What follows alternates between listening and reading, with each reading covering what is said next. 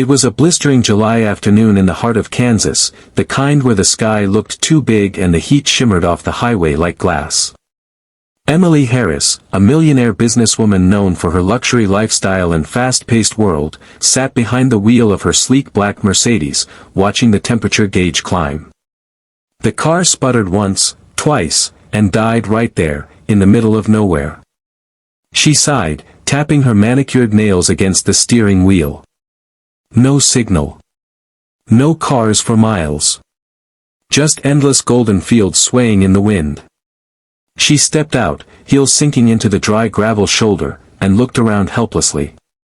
That's when she saw him, an older man in worn jeans and a faded hat, steering a rusted tractor toward her. If you believe true kindness always finds its way back, please tap the like button now and subscribe to support more stories like this. The farmer stopped his tractor a few feet away and climbed down, moving slowly but with quiet strength. "Car trouble, ma'am?" he asked, wiping his hands on an old handkerchief. His voice was steady, kind. Emily hesitated. "Yes. It just stopped. I have no signal and I'm supposed to be in Wichita in an hour." He nodded, glancing under the hood. "These newer ones got too many computers for me, but I can give you a ride to town. My truck's old, but she runs." For a moment, Emily looked at him, the dusty clothes, the weathered hands, and almost said no. But then the empty highway reminded her she didn't have much choice. She followed him across the field toward a small, aging pickup truck parked beside a red barn.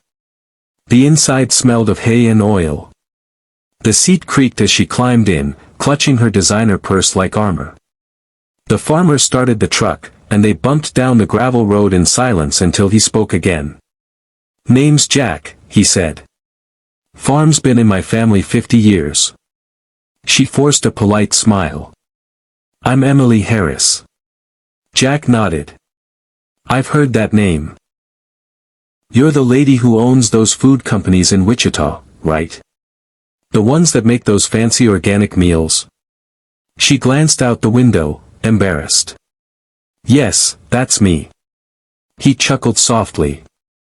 "Guess that means I buy your stuff when I splurge." Then, quieter, "Most days I can't afford it. Drought's been rough. Lost half the crop this year." Emily turned toward him, noticing the exhaustion etched into his face. "I'm sorry," she murmured, and for once, she meant it. They reached the nearest gas station 20 miles away. Emily thanked him and offered him a $100 bill for his trouble. Jack shook his head. "Keep it, ma'am. You needed help. That's enough for me." She looked at him, stunned. No one had refused her money in years. "Please," she said softly. "At least let me pay you back somehow."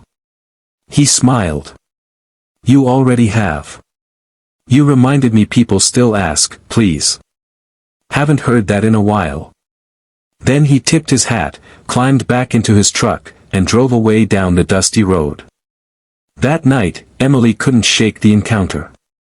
The image of that tired man, still giving without expecting anything, haunted her. She had built a business empire, but somewhere along the way, she'd stopped seeing people like Jack. A week later, after her car was repaired and life had returned to its polished rhythm, Emily found herself staring at a blank page in her office. Then, almost without thinking, she picked up the phone and called her board. She told them she wanted to launch a new program, Harvest Hope. A partnership that would buy fresh produce directly from struggling farmers at fair prices, no middlemen, no games. It would start with Kansas. Her team was skeptical. Profits would dip. Investors might complain. But Emily didn't flinch. "Sometimes," she said quietly, "we need to give back before we earn more." 2 months later, she stood on Jack's farm again. This time, she came not in a Mercedes, but in work boots and a denim jacket. Jack nearly dropped his bucket when he saw her. "Ma'am. Didn't expect to see you here." She smiled. "You once said your farm's been in the family 50 years. Let's make sure it's still here 50 more. When she explained the program and how his farm would be among the first to benefit, Jack's eyes filled with tears. You're serious? Emily nodded. I am. You helped me when you didn't have to. Now it's my turn. He looked down, voice trembling. Guess kindness really does find its way back.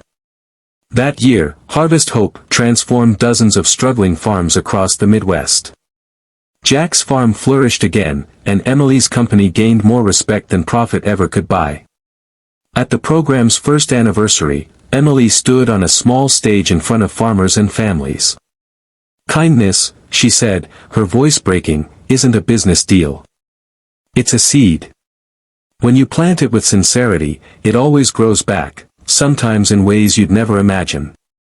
We'd love to hear your story.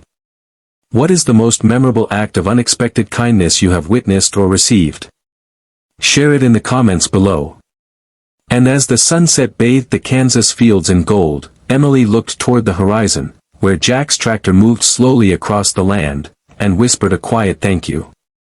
If this story touched your heart, please like, subscribe, and share it with someone who still believes in the power of kindness.